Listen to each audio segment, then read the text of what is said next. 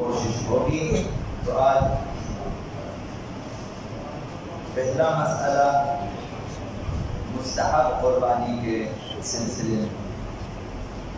قربانی کرنا مستحب تاکیدی ہے، یعنی قربانی کرنے کے حوالے سے شریعت اسلام نے تاکید کی ہے کہ قربانی کیا ہے، اور ہر اس شخص کے لیے تاکید کی ہے جس کے لیے ممکن ہو کم سے کم ایک گوسفند، ایک بکرا مثلا ذبح کر سکے. ہر اس شخص کے لیے جو قربانی کر سکتا ہو، استطاعت رکھتا ہو، تاکید شدہ ہے اور مستحب ہے.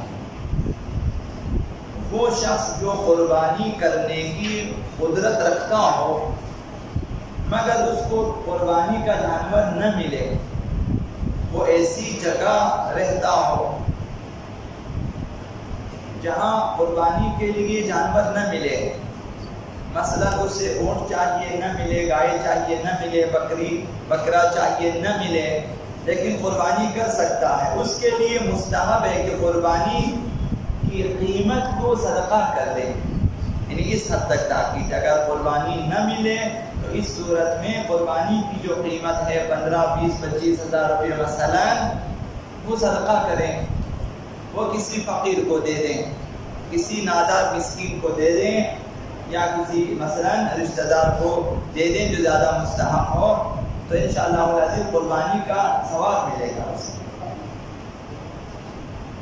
اور چونکہ بازار میں جانوروں کی قیمتیں مختلف ہوتی ہیں، اب یہ شخص صدقہ کرنا چاہے تو کون سی قیمت صدقہ کرے؟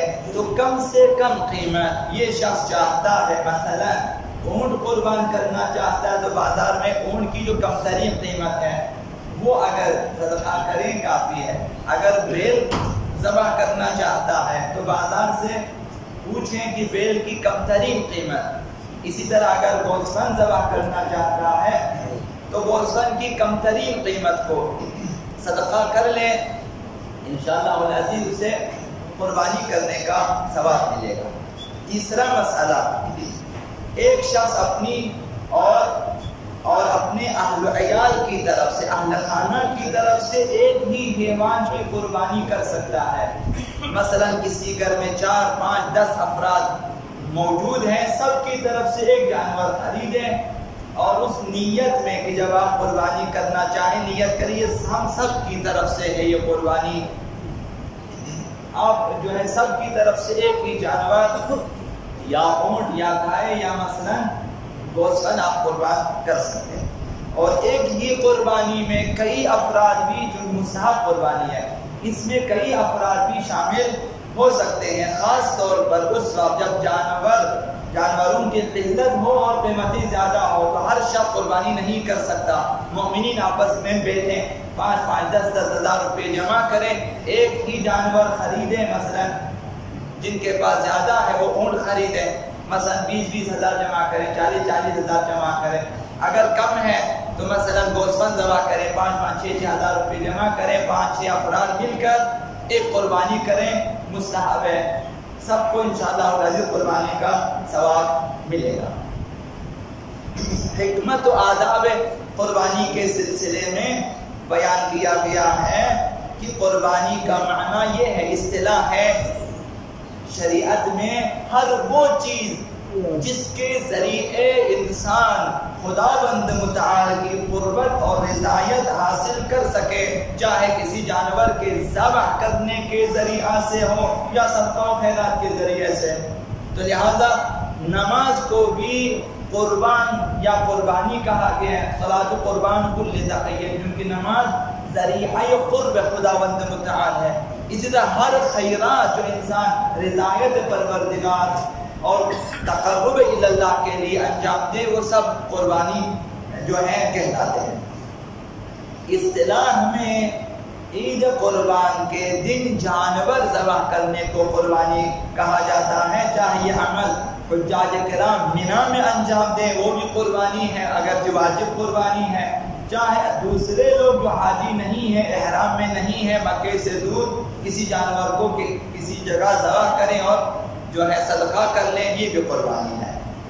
اعمال حج میں ایک واجب عمل ہے قربانی، حج میں ایک واجب عمل ہے، اور جس کی حقیقت اور فلسفہ کامل طور پر مشخص نہیں ہے کہ حج میں کیوں جانور کو ذبح کیا جاتا ہے، اصل فلسفہ معلوم نہیں ہے، لیکن احادیث اور روایات میں اس بارے میں جو چیز آئی ہے اس کے مطابق اس کی چند حکمتیں مد نظر ہے، چند فلسفے مد نظر ہیں۔ اور پہلی چیز جو سب سے زیادہ واضح ہے وہ نیاز مندوں کی مدد ہے، کہ اتنے حاجی حج پہ جائیں تو پھر وہ ایک ایک گوشت قربان کریں تاکہ دنیا بھر کے جو نیاز مند افراد ہیں وہ قربانی کے گوشت وغیرہ سے استفادہ کر سکیں۔ اب اگر 25 لاکھ جو ہے 30 لاکھ 40 یا 45 لاکھ افراد قربانی کریں اور ان کے گوشت کو اگر دنیا بھر کے جو ہے غریب غربا کے لیے اگر بیچ دیے جائیں تو لاکھوں افراد مستفید ہو سکتے ہیں۔ حضرت آقا رسول خدا صلی اللہ علیہ وسلم نے ارشاد فرمایا، تو یہ حکمت قربانی مینا میں بھی ہے اور یہاں جو مستحب قربانی اس کے لیے بھی ہے۔ پیغمبر صلی اللہ علیہ وسلم نے انما جعل اللہ الاضحى لشبع مساکینکم، خدا متعال نے قربانی کو اس لیے قرار دیا ہے تاکہ تمہارے مسکین پیٹ بھر کر کھانا کھائیں، وہ سیر ہو جائیں۔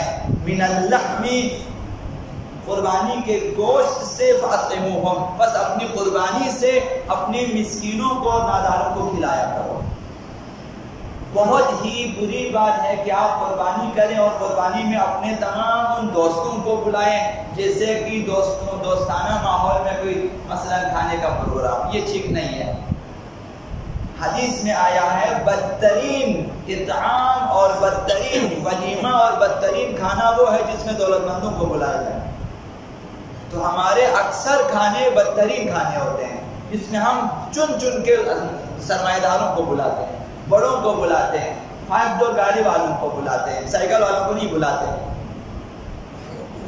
تو جو قربانی کا اصل فلسفہ وہ مستمندان اور فقراء اور نادار افراد ہیں کہ ان تک پہنچا دیں، اپنے محلے میں اپنے شہر میں ڈھونڈیں کہ جن کے گھروں میں کھانے کم ہوتے ہیں یا ابھی اس وقت گوشت خریدنا بہت سارے افراد کے لیے ناممکن ہے وہ خرید سکے۔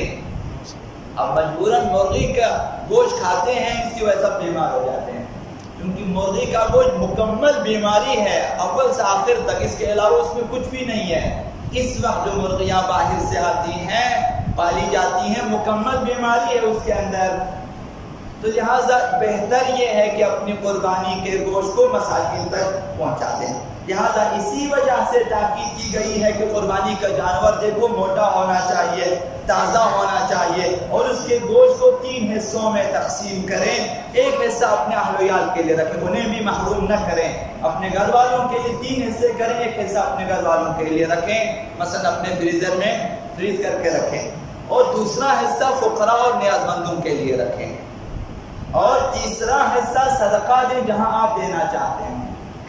یا شاید مراد یہ ہو کہ ایک حصہ عام فقراء کے لیے دے دیں اور ایک حصہ جو خاص فقراء ہیں جن کو آپ صدقہ دینا چاہتے ہیں وہاں پر آپ مثلا دیا کریں۔ لہذا خداوند متعال نے بھی اس سلسلے میں فرمائی، اسی قربانی کے سلسلے میں فَقُلُوا مِنْهَا، قربانی کے گوشت میں سے تم خود بھی کھاؤ، وَأَطْعِمُوا الْقَانِعَ وَالْمُعْتَرَ، ان افراد کو بھی کھلاؤ جو سفید پوشی کی وجہ سے یا آبرومندی کی وجہ سے دوسروں سے نہیں مانگتے، ان کو بھی کھلاؤ، فقیر ہیں لیکن نہیں مانگتے، اور والمعتر، اور وہ جو زیادہ غریب ہیں اور دوسروں کے سامنے ہاتھ پھیلاتے انہیں بھی کھلاؤ، خود بھی کھاؤ اور غریبوں کو بھی کھلاؤ۔ باسمک العظیم الاعظم العز الجل الاکرم یا اللہ،